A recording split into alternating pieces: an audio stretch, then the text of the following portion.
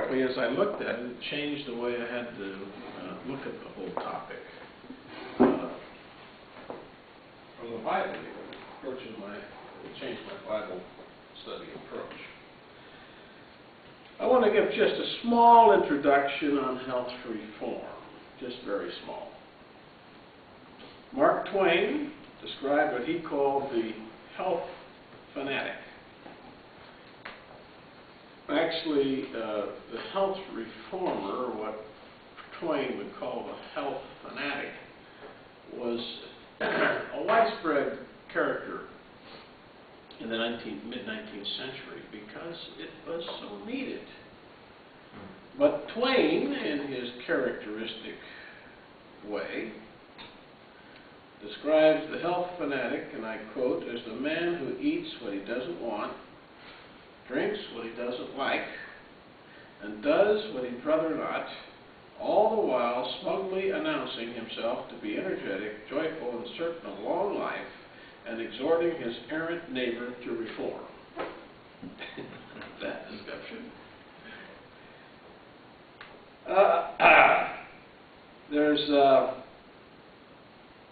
That's the comic side to the health reformer. But there is a more serious side. We've already noted some of those illustrations in our prior discussions, but probably one of the more serious ones is that you'd expect to lose at least 50% of your children in childhood. Understandings of health and cleanliness and diet just didn't exist. So the health reformer was a tremendously important correction to 19th century society. And the health reformer is not the only reformer. I noted yesterday there were two great waves of reform. Out of the Enlightenment of the 18th century came the idea of the perfectibility of humanity and the bringing about of kind of a secular millennium, but it spread over into the religious groups. But during the 1820s and 1830s, there were societies of reform of every type. This was the time when the abolitionists, the freedom of the slaves, the women's rights movement, the abolition of war, the American Vegetarian Society, the temperance movement, and literally hundreds of movements stood at the center of American culture in the 1920s and the 1930s. And they had one view. From the religious people, it was to improve the earth, to bring about the beginning of the millennium. A period in which the earth would get better and better and better until at the end of the millennium, Christ came again. So William Miller actually came at the right time because everybody was talking about the millennium. But for the secular people, they also thought they could make a better world. So this is a time of educational reform, prison reform, reform on how to treat the mentally ill. I don't think I have a picture of it in my book, but what they have for the mentally ill, because some of them were flopping around all the time, they had what they called the crib. The crib was literally a crib with a top slammed on it, so you had to lay like this, and those people were in there, if you're claustrophobic, if you weren't nuts before you got in the crib, you soon would be. I mean, life, no concept of how to treat people that had a learning problem, like a deafness or blindness. All these reforms coming at this era. Health reform is only one of them. But looking back, it's difficult to believe that people could be so ignorant in such a short time ago in world history. Sewage. Well, what was it? I gave some statistics in the number of bathtubs in New York City, even in the 1850s and 60s, or the number of indoor toilets, WCs, water closets. I mean, let's face it, you go to a city that has 100,000 people and they have 100,000 homes, and they have 100,000 outhouses. You know what that means in the summertime? It means one wild party for flies who crawled on everything and spread disease. And of course, you've got, let's say, I'm not going to, one of the larger cities, like New York, would have that many outhouses.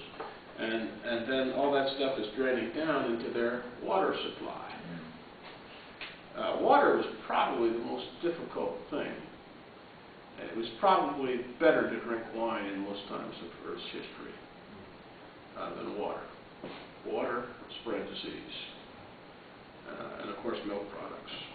Good reasons why Ellen White said, don't eat cheese.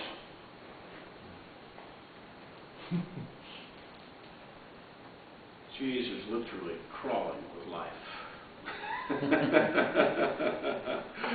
In fact, they often aged it under manure. If you ever stick, I used to raise animals, so just because of the nature of my job, I had to, sometimes get my hand underneath the pellets, or if it was rabbits or chicken, it's huge amounts of heat. You never put your hand in that stuff. But it's hot down there. It generates a lot of heat. That stuff decomposes. And it made a wonderful little cooking area for cheese. Made it good and all right. It reminds me of a story that took place. Lifestyle story at Southern University.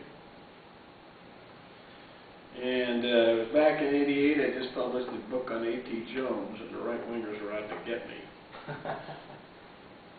And I go to the cafeteria, and there was 2 or 3 young, there was 2 theology majors. Everywhere I went, they followed me around in the cafeteria, and they sit there. They weren't eating; they just sat and watched me eat. Wanted to make sure that I was eating the right stuff, I suppose. So I finally said,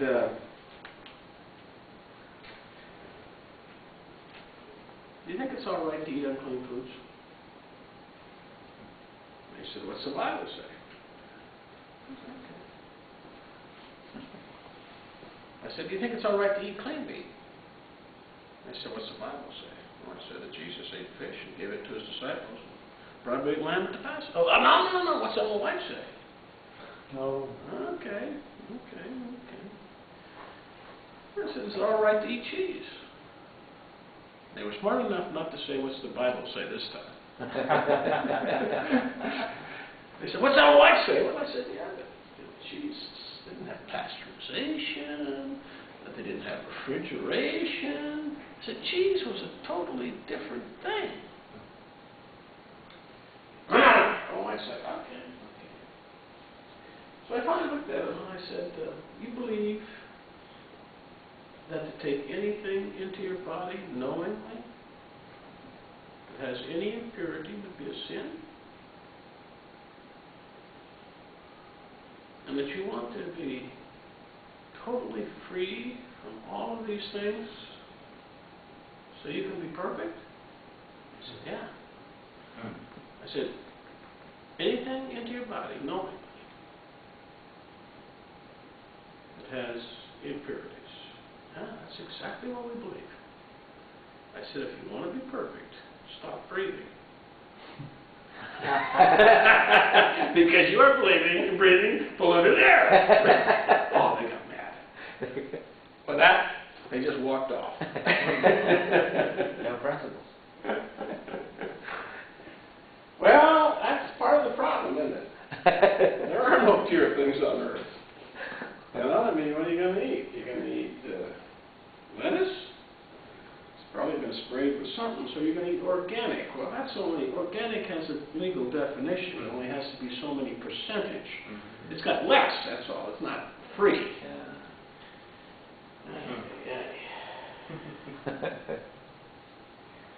I was hearing on the radio the other day on the way over here that even the smell of flowers is being destroyed by the environment because the smell links up with other chemicals in the air, and basically when it links up it combines, and so the smell is no longer there. I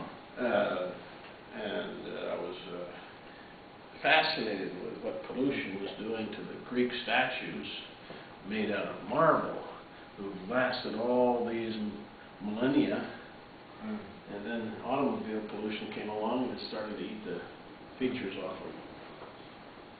It was a funny world, but still I think that the health reform movement was good. I think of what it was like to live before they had refrigeration. Have you been to a meat market in a third world country? Or even Chinatown in San Francisco? Or San Francisco's got a cool climate, that helps. Where the animals are just out there hanging with the flies crawling all over them. In Madagascar, I was watching, the meat markets were fascinating.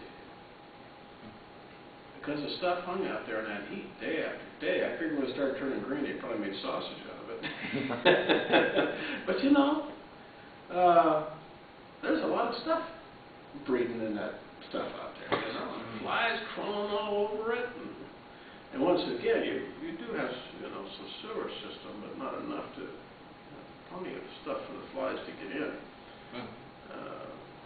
Most places in the world, even in the United States, before we had refrigeration, I talk about eating meat and the deterioration. And so what did they do? A lot of it they put in salt brine. That had to be good for you. You think of the unbelievable salt content. And then, of course, that made you thirsty, so you washed it down with beer. Good. And of course, now we have refrigeration, but we also have capitalistic farming. So now they use hormones, like you mentioned the other day, and all this other stuff to make the stuff fatter and bigger and grow faster so they can get the edge. And with our soils, we get all these poisons we put in to get rid of the weeds and to make the fertilizer, you know, the artificial fertilizer. And so, you know, we've just chosen new ways to poison ourselves, that's all. All of which says that we live in a world that's sick and will continue to be sick. But we may have problems with meat and vegetables today. They're not the same problems they had 100 years ago. Some parts of the world, you know, I don't eat vegetables unless I can, or fruit unless I can peel it. Because they use human waste products as their fertilizer, which passes on interesting diseases. But I learned last summer in Egypt that I can't even trust that which I can peel. I've only gotten sick in all my travels. That's the only time I've ever gotten sick. But then one of my friends was down in the Nile River one day in Cairo, which is not a very clean city. And the Nile River at that stage is not a real clean river. And he saw somebody down there with a donkey load of oranges and a hypodermic, and he was squirting them full of river water so that they would be better and he could make more money, you see. So no wonder. I mean, I ate the safe fruits. But if they're pumping them full of Nile River water. So now my old rule is gone. You peel it, it's safe.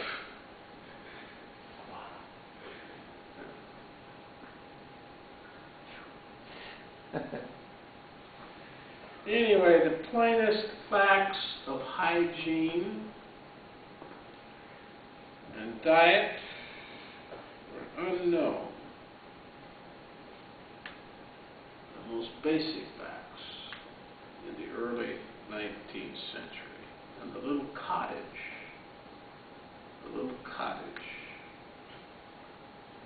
house on the prairie. The little house on the prairie. It was not a nice place with all of those animals wandering around and all of those flies. We have the sanitized version on the TV. As one man said, C.P. Snow, if you lived in any century but the 20th, you would want to be very wealthy and very healthy. King Tut died, the great, the one they found the tomb over in Egypt intact. He died at about the age 21 from bad teeth. And he was the pharaoh. They just didn't have any knowledge. In fact, the ancients probably had better knowledge than the medieval people. If the medieval people during the Middle Ages in Europe would have just followed the instructions of Moses on getting rid of their waste products, they might have saved themselves from the bubonic plague. Moses said, bury the stuff. There is a reason that men walk on the outside on a sidewalk and the woman walks on the inside. And that was because in medieval Europe, they threw the slop, both from the garbage and their waste products, out the window. And when the horses and the carriages went by, it splashed it up. And so gentlemen would be willing to take the splashes and let the woman, for us, I mean, medieval Europe, in a sense, was a dark age next to the kind of technology they had in Rome and Egypt. Oh, the Roman Egypt. They had plumbing. Yes. I mean, you go there today, you'll see plumbing. You don't throw it in the street. And like I said the other day, I think I got a picture of it in the book somewhere. The most populous city in America in mid-century had no garbage system. The stuff just used to pile up, pile up, pile up. And anything that could be eaten, they just put, that was, you just put your commercial hogs out there. So hogs roamed the city of New York, eating the garbage. That was the way they handled the house. Well, we can't imagine living in that kind of a world. And of course, people that had money never stayed in cities in the summertime. They went out into the countryside where the air was pure. What is it that H.L. Mencken said about Baltimore in the late 19th century? It smelled like a million skunks. Anyway, the health reformer and the sanitation engineer and the people who learned how to, bring pure water in. And of course, we never ever thought that there was anything wrong with water that came out of a tap over there, just because it was loaded with chlorine and other things. I still remember the day I saw bottled water the first time. I'll never forget it. It was back in the 1960s, about 60, 61, when we were going through the height of the nuclear scare between us and Russia. And people were literally building underground houses as bomb shelters. And they were selling water in the six-pack. And I said, I just laughed. I said, water? People buying water? They get water out of the faucet. Of course, they're thinking they get bombs and all this stuff. But I'm thinking to myself, people are actually going to sell water? We never thought anything, Of course, we got rid of all the bugs. We just put in all these chemicals.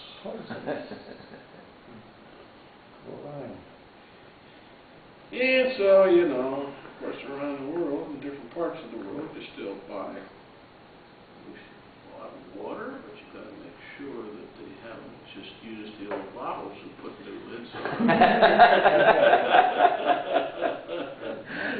I still remember being in India. Now, Recycling. When I was teaching in India, and my wife came over a few weeks after I started teaching, I said, bring a lot of toilet paper.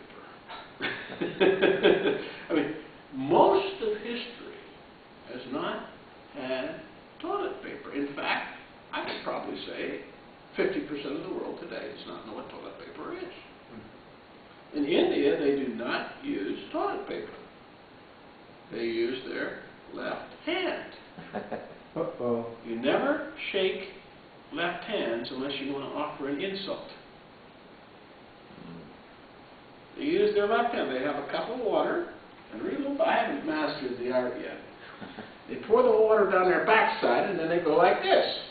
Or if they're by a stream, my wife and I saw plenty of these. They just wade into the water and just go like that.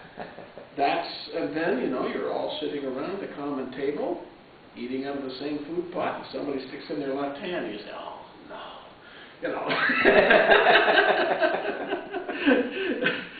And then they got to fix your food with a left hand, too. I mean, something as basic as toilet paper. I used to read about Arctic explorers. They used animal skins, but they kept using the same one over and over.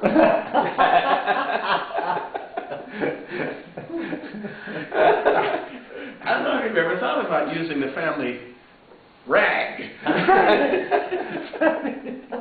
We live such a sheltered existence.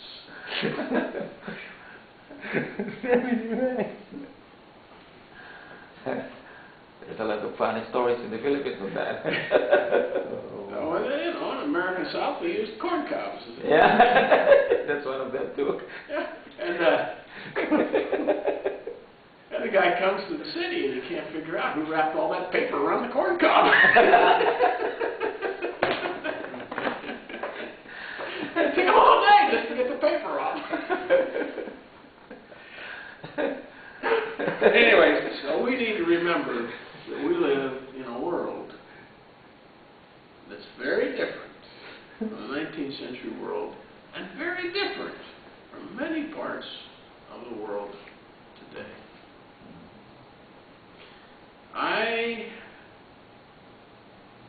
When I travel in Africa, I carry my own syringes. I will not let them touch me with an African needle. Some of those countries got 90% AIDS.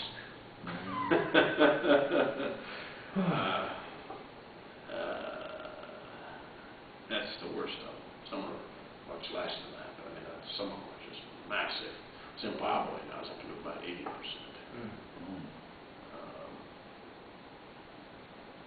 Or HIV positive, I should say. No, I'm not sure what I would do for medicine. I really like to be evacuated. But you don't always have those choices. If you have an automobile accident in one of these strange places. How did it get so widespread, reach such an epidemic level? What's that? How did it get so widespread, reaching such an epidemic level? Concepts of sex. That males have rights on any female. And loose morality. Well, we call it loose morality.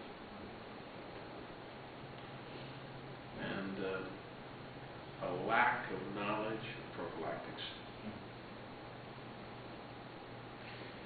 Yeah. Really, part of the difference between a developed nation and an undeveloped nation is a lot of these issues today. Right now in Zimbabwe, the life expectancy for a female is 38 years. Now, that was life expectancy for a female in the United States. Or a male. Not so long ago. And we expect to live to be 80 or more.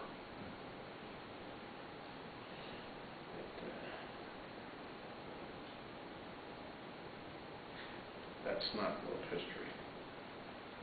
And in many places, the old people are few. In fact, when they created the Social Security system here, nobody ever thought we'd have the problem we got now and all these people living so long. People lived to be about 65 and then they were nice enough to die. You know? And now, we've got all these people living to be 85, 90, and they're sucking up all this money. And now we got the baby boomer generation, and then pretty soon the old people are going to be more than the young people. I mean, in this last century, by that time, hygiene, sanitation, medical reform was well underway, and the eradication of major diseases. You know, I mean, we never thought that. I don't know, as a kid, Mom always said, "Oh, drink this water out of the creek, you know, do this, you get polio," because you know, there's so many kids around us that had polio, they were crippled, and then all of a sudden salt comes along, and nobody gets polio, nobody gets tuberculosis, nobody gets leprosy, nobody gets the smallpox. But you see, now we're entering a new era where we've got these new super germs that are immune to the types of medicines that we developed. And so now we have a whole new challenge. But anyway, that's not the topic we're dealing with. I could deal with signs of the times because I don't see we've seen any of them yet. I expect to see 1 billion people die in 1 year of famine and pestilence. We haven't seen anything. But we've got these super germs, you know, we worry about them. You get a big thing like the bird flu from the Orient, and they get all worried because, you know, what was it? The flu and the influenza in 1918 killed 100 million people. It killed 500,000 in the United States. That was more than we lost in World War I and World War II put together in 1 year from the flu.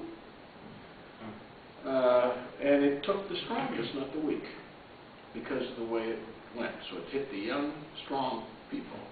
1918? 1918. There's several books that have come out in the last couple of years. It's well worth reading. Fascinating. And I read a book about a year ago called Plagues, the history of plagues. I'm also reading one right now on the history of locusts. Now that's fascinating.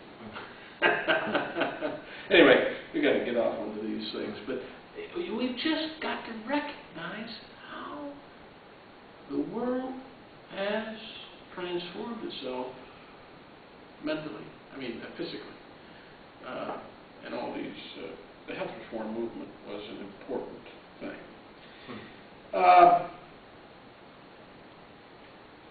Health reform was not the Seventh-day Adventist initiative. Health reform was around before there were any Seventh-day Adventists. I'm going to share a document with you in a minute. I'll give you a copy of this. This comes from the Graham Journal, 1837. Sylvester Graham. The Graham system, what is it? Now you tell me if you've heard some of this stuff before. So far as man deviates from the course to which his Creator has adapted his physical constitution, he becomes more liable to disease, short life, and etc. The chief food should be vegetables and fruit, to be eaten as near their natural state as possible. Bread made of unbolted wheat. Good cream may be used instead of butter. Milk and honey allowed if desired. Masticate, that is, chew the food thoroughly. Flesh meat had better be omitted. No fat or gravies. None of the common condiments, such as pepper, mustard, vinegar. All stimulants of every sort and kind, as tea and coffee, wine and tobacco in all its forms, cider and beer are all prohibited. No drink except pure soft water. All liquid food should be avoided. The last meal of the day should be light. Not a particle of food should be taken except at meals. Don't overeat. Abstinence should always be preferred to taking medicine. About 7 hours should be the average time of sleeping, say from 10 p.m. to 5 a.m. Sleeping apartments should be well ventilated. Now that's an interesting one there, because most people didn't ventilate. Because if you let the night air in, you'd get sick. Well, what did the night air have? It had mosquitoes, but they didn't understand the transference of disease. And so when they had a sick person, they just shut off all the air. Anyway, this is what we call common sense, but to them this was radical. No tight clothing should ever be worn. Bathing, 1837. Bathing in warm or cold water is highly recommended. Exercise in the open air is very necessary. No pastry should be used. Avoid cakes of all kinds in which butter or fat is used. Bread must not be eaten until 12 to 24 hours old.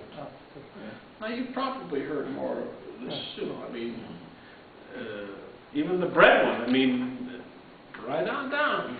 Here's Illinois. In fact, I was visiting one of the Army posts out in the West. I can't remember Fort Laramie or which one it was. And they were telling us about everything. When they got to the bakery, they said, well, they put these on the racks, and they waited 24 hours before they'd eat the bread. So, anyway, if you want a copy of this, I have some copies here. If you don't want a copy, you get one anyway.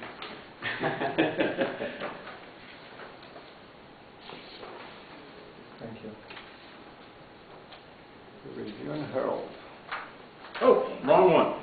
You can have that one too, except these guys already got that. Yeah, you can have that one. That's the one I heard this about. It used to online.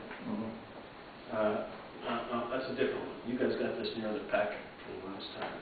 Yeah. Let me see where I've got these things. I got a whole bunch of these on there somewhere, guys. Okay. Graham Journal. There you go.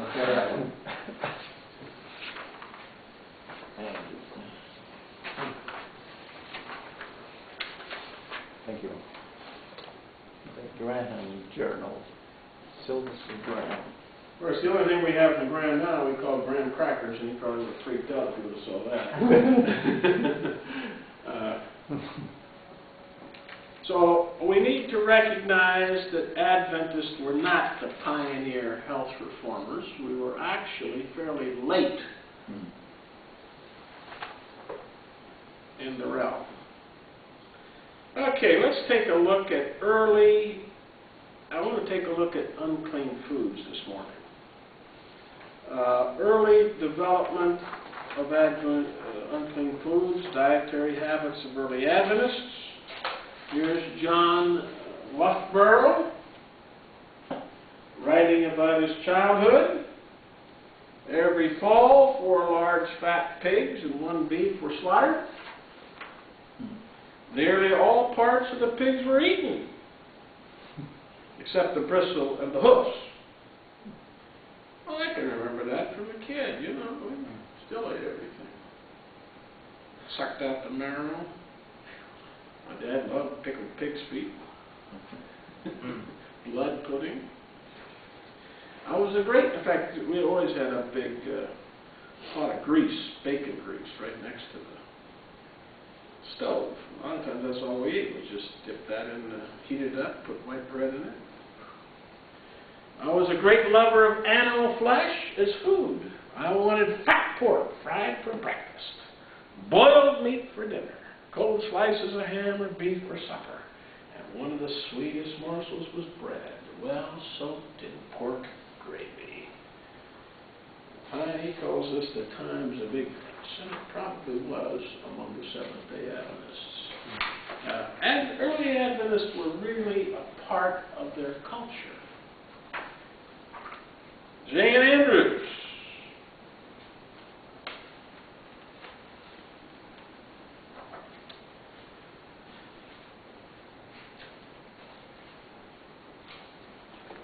Now, let's see. Backwards.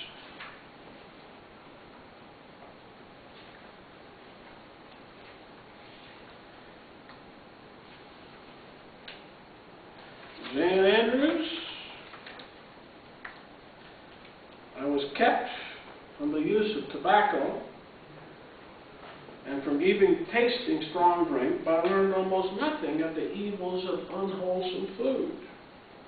I supposed old cheese was good to aid digestion. Now, old cheese was cheese that was really Whoa. crawling. Yeah. Yeah. Hot biscuits and butter. Now, when they talk about butter, you've got to recognize that they had no refrigeration.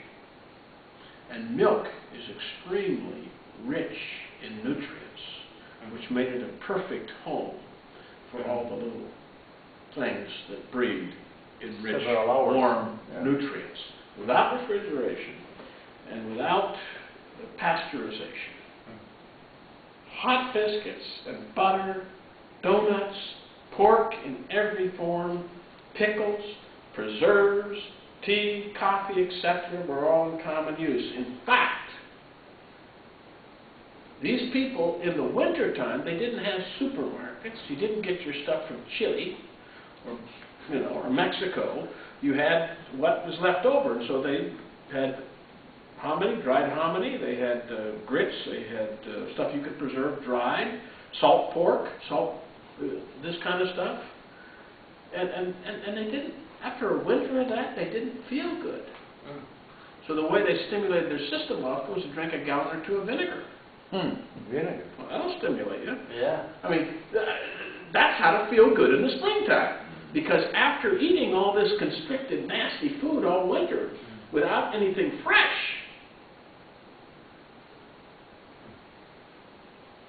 of ventilation, I understood almost nothing.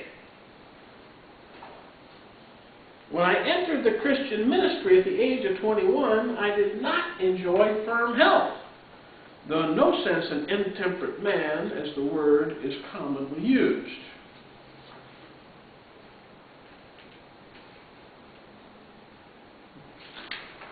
In fact, Andrews never would recover his health, really. We think today, so many, these are common sense things, but have you ever looked at the size of the armor? I don't know if you've ever been to a museum and you've looked at, you're all over Europe and you see the armor that they used to wear? Yes. The guys were about this tall. And those were the warriors. Those were the strong guys. I mean, they just, even their physical problem. Even today, when I'm in Japan, I can tell the difference, by and large, between a Japanese who was raised in Japan and one raised in America. If it's been a rice diet, or if they've been eating a variety of things that are higher in protein. Size of the bed in colonial America. Oh, yeah, you couldn't get into one of those beds.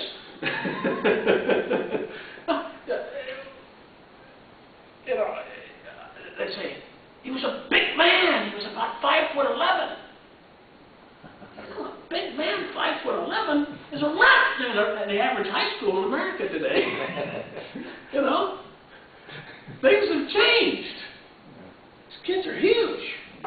And of course, part of it is because of good nutrition. Part of it is because they're getting the hormones from those stupid animals that they're trying to fatten up. So, it's not that we've moved beyond problems, it's that we've changed the nature of the problem. But overall, things are better. People say, this is the worst time in the history of the world to live. No, it's the best time. It's the best time. Any historian knows today is the best time.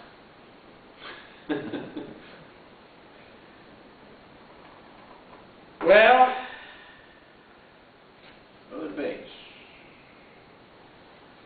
Brother Bates, Joseph Bates, we noted the other day, was the earliest Adventist health reformer.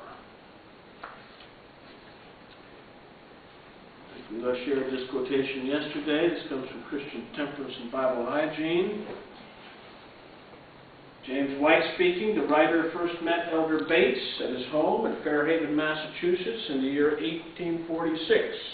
He at that time banished flesh meats of all kinds, grease, butter, and spices from his own plate. When asked why he did not use these things, his usual reply was, I've eaten my share of them.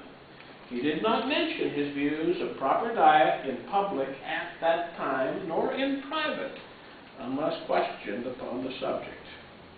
When many of his fellow laborers embraced the principles of health reform and began to advocate them about the year 1860, he joined them in this work with great gladness of heart that he had sympathizers and fellow workers in the cause.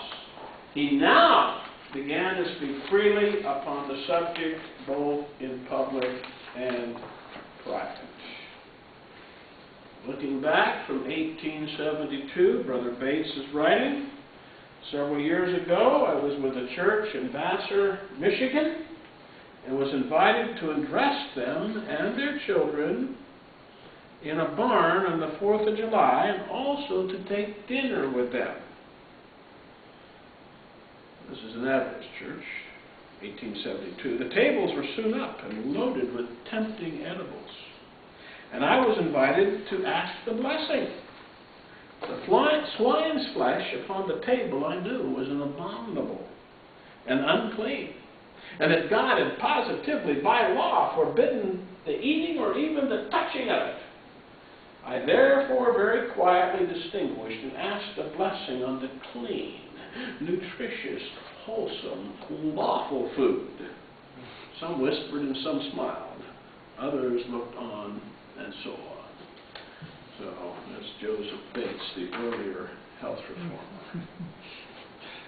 Health reform was desperately needed in the early Adventist church. As we noted, there was a time when for 18 months the General Conference Committee could not meet because all 3 members were sick. Ellen White's 3 main visions. One of them is a minor vision, and then 2 major ones. 1848, she talked about the harmful effects of tea, tobacco, and coffee.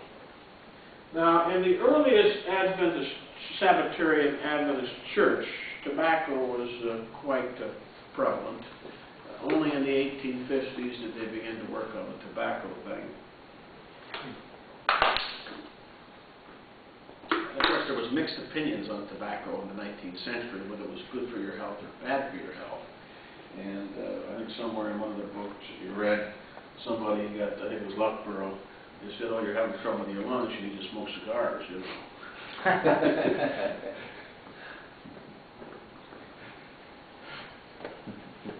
That's 1848.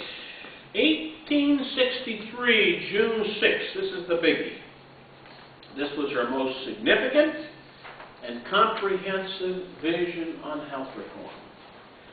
Out of that vision, she would write over the next 20 years on the implications of that vision. Of course, the earliest stuff is in spiritual gifts, but that was the central vision of Ellen White in terms of health reform. And then 2 years later, December 24th, 1865, she got a second health reform vision, and this one not only emphasized health reform, but the establishment of a Seventh-day Adventist Health Reform Institute.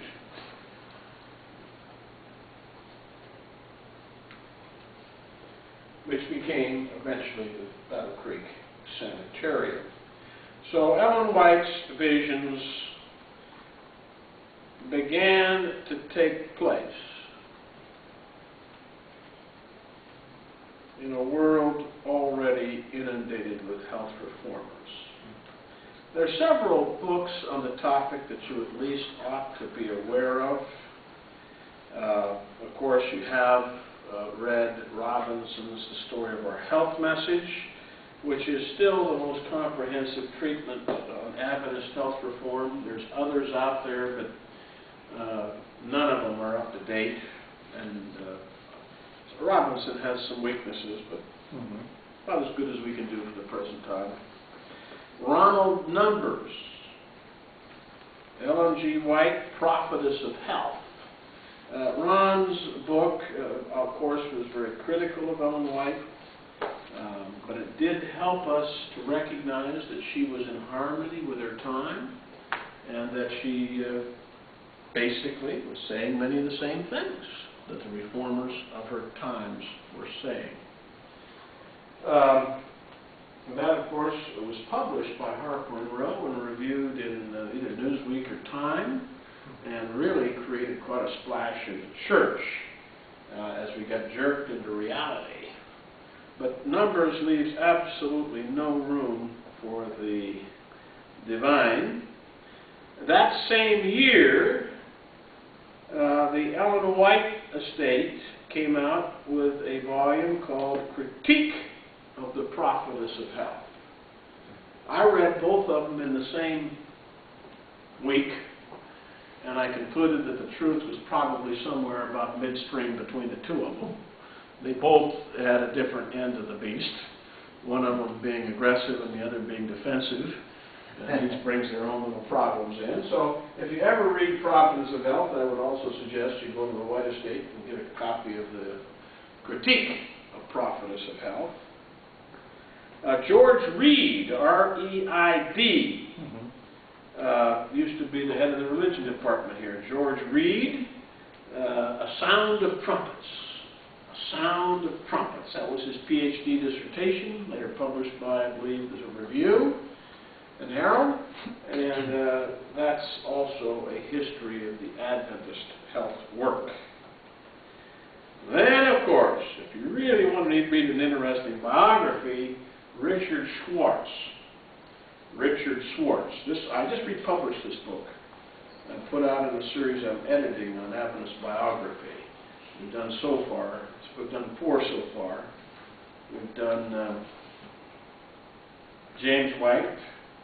I did one on Joseph Bates as the real founder of Seventh-day Adventism. We got Gilbert Valentine on W.W. Prescott, Forgotten Giant of the second generation.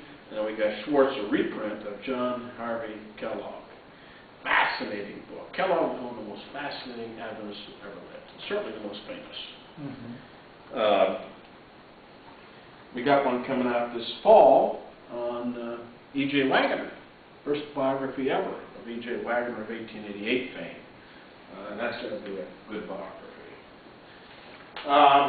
But anyway, so that one is still in print. Schwartz, John Harvey Kellogg. We still consider them as our part of our heritage. As what? We still consider them part of Seventh-day Adventist. Oh, yeah. Yeah, I mean, he made major contributions to Seventh-day Adventist. He's a part of our history. You don't escape from your history just because they apostatized. Well, in Romania, they are, out of the books. We are not talking about them because they are traitors. Yeah. Yeah. Yeah. And then the context. The contextual world, and one of the best, really, is that the broadest one that's good is the Walters book that you guys have, American Reformers, 1815 to 1860. But if you're interested in one that just deals with health reform, J.C. Wharton, W-H-O-R-T-O-N, J.C. Wharton, Crusaders for Fitness. Crusaders for Fitness. And if I was home, I was teaching this thing at the university when I was living there, I would have brought the books and showed you, because you got all these people in there, and there's John Harvey Kellogg and the rest of the health reformers and some other Adventists in there, and there's this guy by the name of Fletcher, and he believed that the solution was Fletcherizing your food. Now, you ought to try this today at lunchtime. What does it mean? Well, And that is, you never swallow food. You Fletcherize it. How? You chew and chew. You count them, 40, 50. By the time you've got 40 or 50, you have nothing left to swallow. You've totally mixed it with your saliva. And most of us do act somewhat like dogs. You know, we put some in our mouth. So Fletcherize it.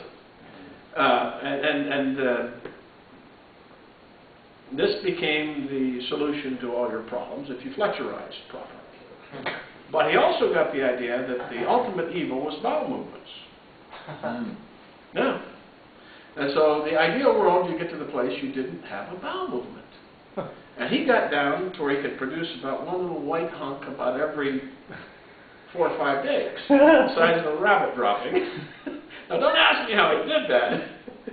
Because most of it, if you hold that stuff inside of you, it's not good for you. Of course. Anyway, so he not only flexurized, but he tried to eliminate the waste products, which would have solved the toilet paper problem right Fiber. This is fiber. If you eliminate the fiber from your diet. Well, I know, but you see, once again, the whole concept of fiber was done away with well. Yeah. Only poor people ate stuff with fiber in it. Rich people ate white bread with no fiber and had everything taken out of it. You see, this fiber thing is a new concept, okay? So don't mix up history with other symbols of status. Was it because it's masticated thoroughly that he got a little bowel? Don't ask me. I have not. Even the book itself thinks it's a wonder. Anyway, a book that's out of print, but one that has some interest to our topic, is Roger Kuhn, an Adventist, Ellen White and Vegetarianism. Did she practice what she preached? I can't remember what his answer was, but probably not. But I'm positive that he has a good reason for every time she ate meat, besides the fact that she liked it. Anyway, that's an interesting question, because it will come up. But she gets a quotation on that. What's that? But Ellen White says that if we preach about the health reform, we've got to practice it, because she said it's hypocrisy. I don't know if it's her or James White who said that. All I know is that Ellen White was not the most consistent vegetarian. So it's a fascinating topic, and Roger's the only one that's ever written on it. So I give the book out. The one lesson I really get from Ellen White is that health reform was not the center of her message. It was the right arm, not the message. And she herself, she was kind of a relaxed, moderate. Not fanatic. Far from it. Well, let's go to unclean foods. We'll go through several stages. The first stage will be called pork is okay. Okay? Now we're talking about Adventists now. This topic has quite a history in Adventism. First time period beginning about 1850, pork is okay. This brings me to James White, The Present Truth, November 1850. James White writing, "Some of our good brethren are troubled in regard to eating swine's flesh, and a very few abstain from it, thinking that the Bible forbids its use. We do not object to abstinence from swine's flesh if it is done on the right grounds. We think that too free an abundance of use of it and other animal food, etc., is not good for you, but we do not by any means believe that the Bible teaches that its proper use in the gospel dispensation is sinful. But we do object to a misapplication of the Holy Scriptures in sustaining a position which will only distract the flock of God and lead the minds of the brethren from the importance of the present work of God among the remnant." It's all right if you don't want to eat it, that's fine. Don't be a fanatic on it. Don't say that the What Bible... year was that? What's that? 1850. November 1850. We find that the New Testament does not directly or indirectly teach such things. But the New Testament, so far from teaching that the use of swine's flesh is wrong, that it affords good testimony that it is not forbidden. First, take the case of the Apostle Peter, when God was about to send him to preach to the Gentiles. His Jewish views and feelings in relation to common and unclean beasts that did not part the hoof must be got rid of. Peter was told that all manner of four-footed beasts, and certainly the swine was there. The Apostle Paul, he quotes him, "Let not him that eateth despise him that eateth not, and let him not which eateth not judge him which eateth." See Colossians 2. A conference was convened in Jerusalem to settle the question. Some of our good brethren have added swine's flesh to the catalog of things forbidden by the Holy Ghost. And the apostles and elders assembled at Jerusalem. But we feel called upon to protest against such a course as being contrary to the plain teaching of the Holy Scriptures. Shall we lay a greater burden on the disciples than seemed good to the Holy Spirit and the holy apostles of our Lord Jesus Christ? God forbid. Their decision, being right, settles the question for them and was a cause of rejoicing among the churches, and it should forever settle the issue with us. Get away with words. Swine's flesh is okay. Where is that? That's present truth. Present truth. November 1850. Now, settled. Acts 10. The sheep was let down from heaven. Yeah. Eat. Was he influenced by other religious ministers at that time? Yeah, I mean, I don't know what he was influenced or not. I mean, this is what he believed. But you might say one thing. He didn't want the movement to be split over this issue. Yeah. Remember that in the background. But this guy was a good, solid pork eater. He wasn't about ready to quit. Okay? And he's out there saying, if you want to, that's all right, but there's nothing wrong with it, and don't say that the Bible says you shouldn't do it. And then he comes up with this Bible study that looks just the opposite of my Bible study. Okay?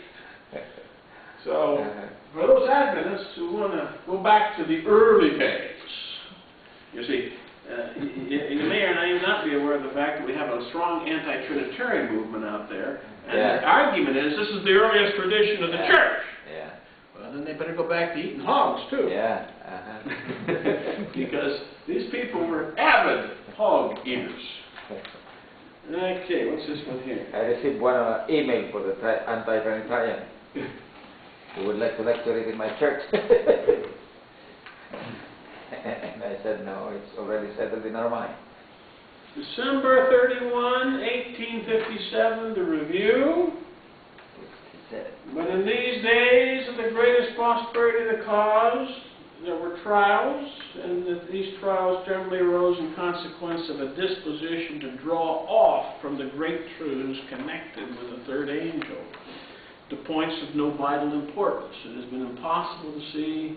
Anyway, what James hounds home over and over and over in the 1850s is let's stick to the third angel's message. Let's not get any of these new ideas in there. That's all this one is about here. It doesn't really deal with unclean foods. But this one backs up what he said there. He definitely feels that the Bible teaches that it's correct to use hog flesh. And he had no doubt about that. Well, the nice thing is that Brother and Sister White were in full agreement on the topic. Okay? And it's nice to have a family in agreement. And they were definitely agreed on the eating of hogs. This is in the first volume of the Testimonies. First volume of the Testimonies, 206 and 207. What volume? Number one. She's writing to S.N. Haskell in 1858. I I saw that your views concerning swine's flesh would prove no injury if you keep them to yourselves. In other words, if you don't want to eat pork, that's fine, but shut up. No Bible studies on the topic. But in your judgment and opinion, you have made this a test question. Uh-oh. So here we are in 1858. Now watch the word test on this topic, okay? But in your judgment and opinion, you have made this question a test. And your actions have plainly shown your faith in this matter. If God requires His people to abstain from swine's flesh, He will convict them on the matter. He is just as willing to show His honest children their duty as to show their duty to individuals upon who is not laid the burden of His work. If it is the duty of the church to abstain from swine's flesh, God will discover it to more than 2 or 3. He will teach the church their duty.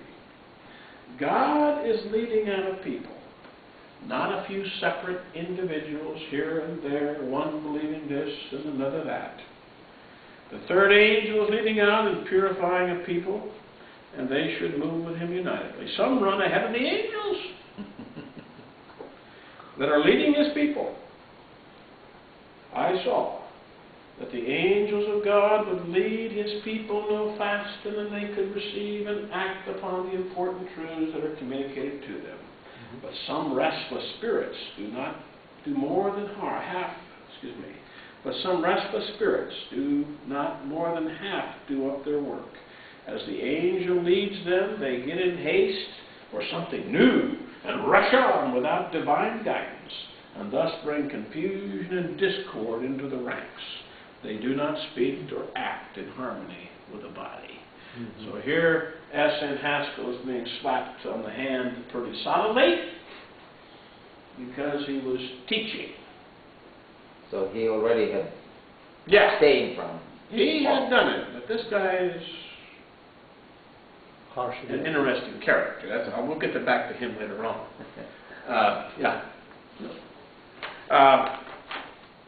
So Haskell is teaching this in the late 1850s, and Ellen White says,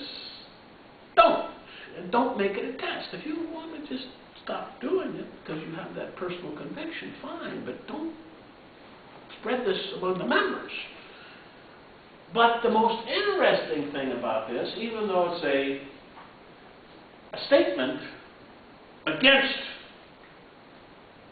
abstaining from pork, is the fact that it's got a concept of progressive revelation here. This is very important, that God is leading out a people step by step. And He doesn't give them things until they're ready for it. And this is a concept that James and Ellen both seem to have, because James's 2 statements that I've read so far both kind of indicate the same thing. Let's not divide the flock. Let's not divide the flock. And Ellen White embroiders on that. Yeah, let's not divide the flock. God is leading out a people. But having said that, they're both pro-pork, which we'll get to in a minute. Oh, here we are. What's this one here?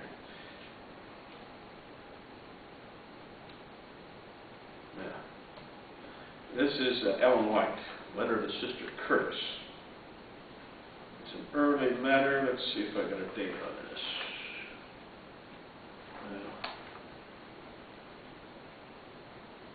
I put 1860 question mark.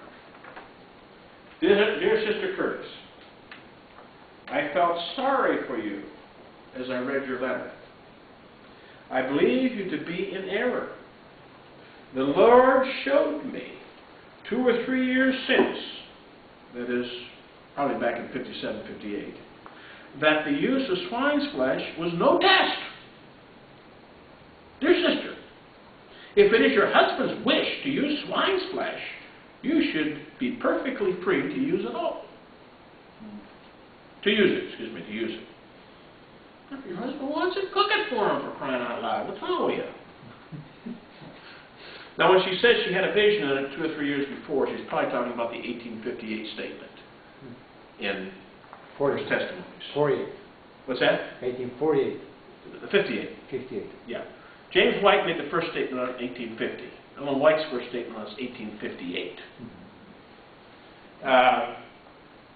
Anyway, so James White wanted to be absolutely certain that Mrs. Curtis got the answer right. So on the back, James White scribbles the following note on the back of Ellen's letter. That you may know how we stand on this question, I would say that we have just put down a 200-pound porker.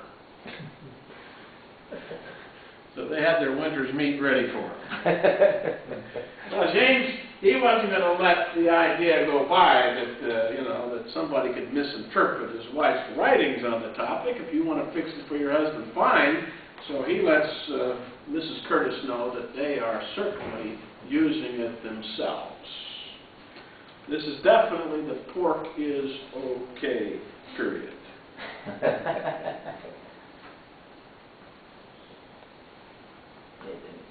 Mrs. J.N. Andrews. We have her diary for 1859.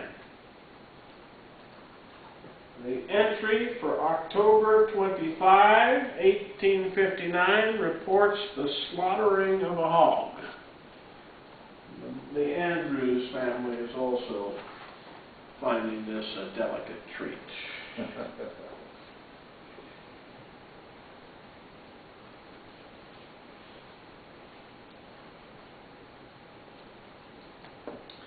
Are they speaking of the wild hog or No, I'm the talking about domesticated domesticated hogs. You see, the problem was the hog was the most before the era of transportation. How did you sell what you raised without railroads and trucking systems and interstate? You couldn't. So the easiest way to get rid of your grain was to feed it to hogs, because you could walk a hog to market. You didn't have to have a transportation system. The other easiest way was to make the grain into whiskey. So of whiskey and hogs, early America had more than its share, because they had all this vast corn and wheat fields, and they had to do something with it, so they raised it for something they could sell. Whiskey is concentrated. A big barrel of it could be put on, you could get that without the market, but you can't get all that corn and wheat there. And you could easily walk 100 hogs to market. Yeah. So this was the cash crop, hogs and whiskey. Okay, here is Uriah Smith. Interesting. Review and Herald, December 9, 1858. December 9, 1858, answer to a question. To your query concerning the lawfulness of eating pork, we will only refer to one declaration of Paul's, which in our opinion is sufficient so far as the Bible is concerned to demolish completely all distinctions which people may endeavor to raise between meats. So, here, Brother Smith, he's going to demolish the distinction between clean and unclean, okay? Demolish it. 1 Timothy 4.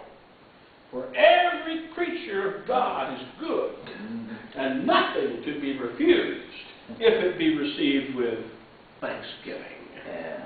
Here is permission given touching every creature, without qualification and without limitation, provided it be received with thanksgiving.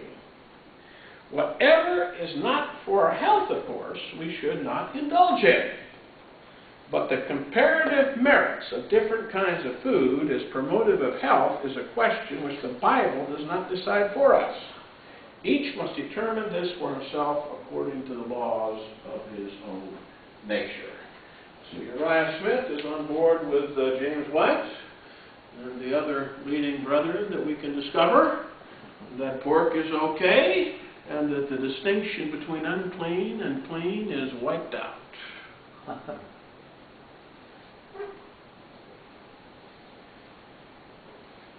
If they got potluck during GC Doc, they got... Well, I'll assure you that an Adventist potluck in the 1850s would look quite a bit different than an Adventist potluck today. Well, let's see, I think I've got one more. Well, maybe two more. What's this, what this one say?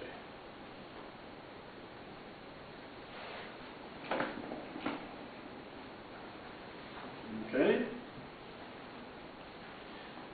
Like that restriction, it's actually talking about beards and mustaches.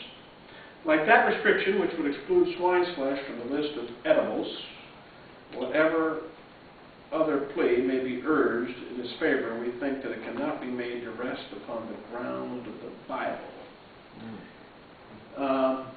A meal of pork steak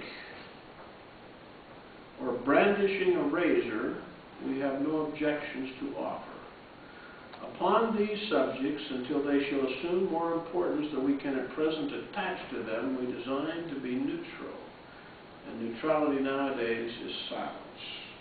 So, 1858, 57, I guess in this case, Brother White is still of the same position. And now... What day is that? What year is that? That is 1857. Okay, that's the first period of time. 1850 to 1863. Pork is okay. In fact, it's not only okay. The Bible doesn't teach it. The Bible teaches us the opposite. Eat, Peter. It's a command. Yeah.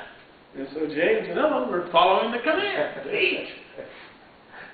Everything was let down in the sheet, as long as you asked a blessing on it. That did away with the distinction between clean and unclean. Most Seventh-day Adventists have no comprehension of this level of our development, and they're somewhat shocked. In fact, this is one area that the early detractors of Ellen White said that she was a false prophet because she changed her mind. Yeah. Prophets don't change their mind. But you see, when you read Ellen, you'll find all this really subtle stuff, like God is leading other people step by step. She's laid the groundwork for change. Something else you want to notice here. In these early years, James White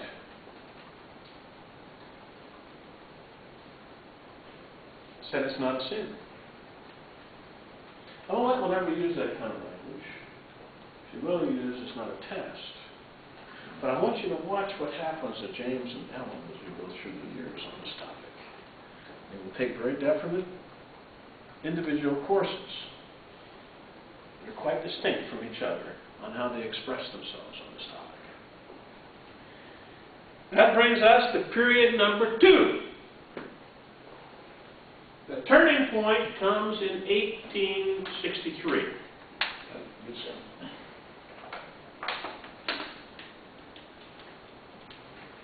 And I think before we go into period number 2, we'll take a 15-minute break.